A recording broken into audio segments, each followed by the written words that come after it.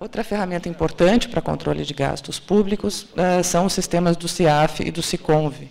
O CIAF é o sistema integrado que tem, de um modo como conta única, as informações sobre as saídas de dinheiro, o registro da aplicação e o servidor que efetuou essa despesa. É uma ferramenta que serve para executar e acompanhar a utilização dos recursos federais.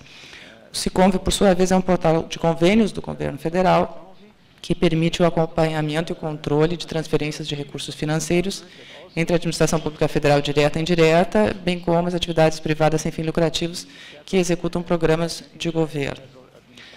Outros fatores importantes que podem prevenir a corrupção no Brasil são os próprios princípios constitucionais, né, que regem a administração pública, tanto a direta quanto a indireta, a exigência da legalidade, da impessoalidade, da moralidade, da publicidade e da eficiência. A exigência de licitação para contratação pelo setor público, que traz a publicidade e pretende também afirmar a equidade entre os participantes. O fato da maior parte dos servidores públicos brasileiros serem recrutados por concursos públicos também é uma forma bastante importante de prevenção de corrupção. A Lei 8.112 prevê deveres e penalidades aos servidores públicos federais. Também são importantes os códigos de conduta ética, que existem em vários âmbitos, e aí eu trago o exemplo do Código dos Servidores Públicos Civis do Poder Executivo Federal, que consta do Decreto 1171 de 94. E, finalmente, também uma atuação importantíssima das corregedorias em todos os níveis, que apuram as infrações disciplinares e, dependendo do que for constatado, então encaminham para as demais autoridades quando há outras consequências. Uma ferramenta importante que se insere dentro da linha que o professor Henderson trouxe, que tem sido utilizada em vários países e que é muito eficaz, por um lado, é a exigência da declaração de bens e valores para servidores públicos. Então, a lei de improbidade, através do artigo 13, condiciona a posse e o exercício dos cargos públicos à apresentação dessas declarações de bens e valores, que devem ser atualizadas anualmente. Ao invés de se ficar acumulando pilhas de papel, recentemente houve uma modificação na regulamentação dessa norma e, a partir do ano passado, existe a possibilidade de se autorizar o Tribunal de Contas da União a ter um acesso direto às declarações apresentadas à Receita Federal para efeitos de imposto de renda. Elas vão constar tanto diretamente em meio virtual ou então pelo preenchimento de um formulário, que certamente vai ser capturado pelos sistemas de informática do tribunal e vai ser possível trabalhar essas informações. O atendimento dessa obrigação é feito pelo controle interno de todos os órgãos, é fiscalizado pelo controle interno de todos os órgãos. E do exame dessa declaração de bens e rendas decorre também outra importante ferramenta, que é a sindicância patrimonial. Então, quando a autoridade toma conhecimento de indícios de enriquecimento ilícito, inclusive uma evolução patrimonial incompatível, ela deve determinar a instauração de uma sindicância patrimonial para apurar os fatos. Isso pode ocorrer por iniciativa da autoridade ou da própria CGU.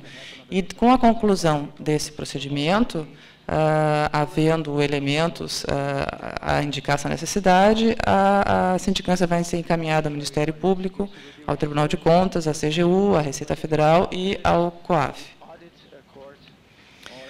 Um outro instrumento importante e que auxilia no controle dos gastos públicos é a Lei de Responsabilidade Fiscal, que pretende controlar gastos da União, Estados e municípios, vinculando esses gastos à capacidade de arrecadação desses entes e obriga igualmente o Poder Judiciário e Legislativo. Existe uma limitação importante quanto aos gastos com pessoal, entre 50% e 60%, dependendo da esfera de governo.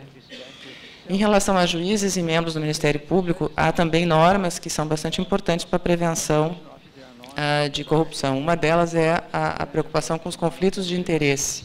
Então, o artigo da Constituição que proíbe o exercício de advocacia no juízo ou tribunal do qual se afastou o servidor antes de decorridos 3 anos de afastamento do cargo é também uma norma destinada a evitar esses conflitos de interesse. Em relação aos juízes membros do MP, é muito importante também o trabalho que tem sido feito de forma bastante firme pelos conselhos, o Conselho Nacional de Justiça e o Conselho Nacional do Ministério Público, apurando condutas, examinando a atuação dos órgãos jurisdicionais. Sem dúvida, isso está trazendo resultados bastante importantes. Uma outra situação que é muito acentuada quando se pensa em corrupção e combate à corrupção é a questão da transparência pública. Então, é considerado um dos objetivos da moderna administração e, através dela, se devem divulgar as ações governamentais.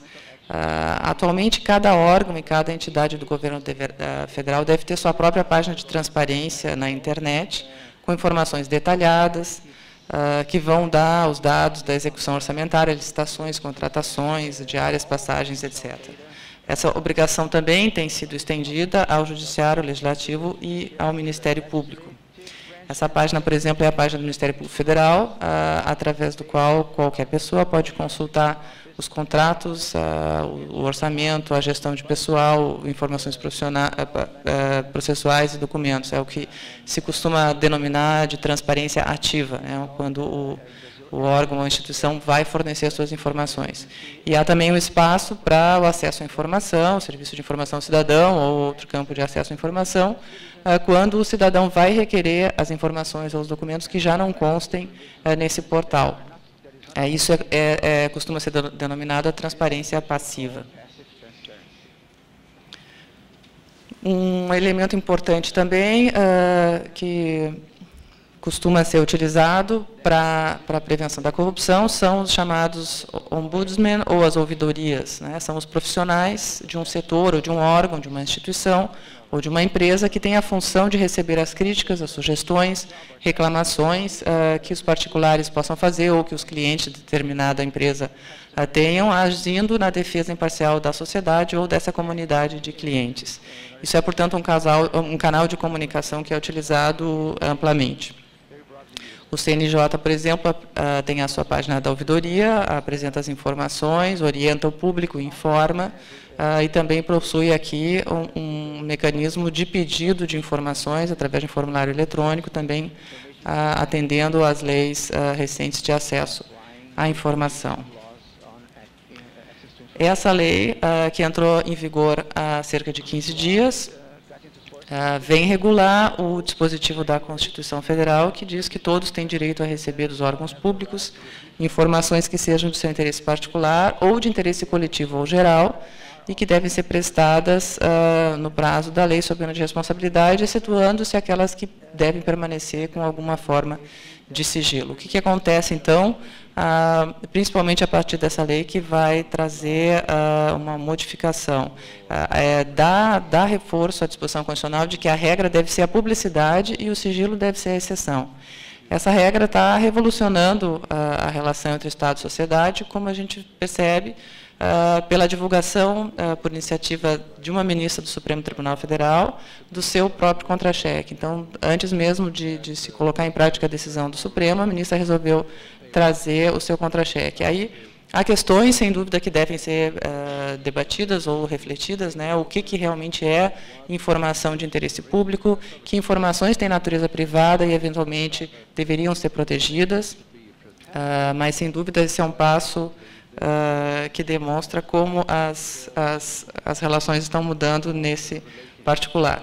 Uma outra lei muito importante, que a gente vai começar a sentir os efeitos a partir desse ano, é a Lei da Ficha Limpa, que foi um projeto de iniciativa popular, que reuniu mais de 1 milhão de assinaturas, e proíbe, basicamente, políticos condenados em decisões colegiadas de segunda instância, que se candidatem a cargos públicos. Ela foi considerada constitucional pelo Supremo e vai ser aplicada a partir das eleições municipais agora de 2012, de prefeitos e vereadores, e a Justiça Eleitoral já está trabalhando para verificar os casos de inexigibilidade com base nas certidões de antecedente dos vários candidatos, para verificar quando se enquadram ou não nas disposições dessa lei.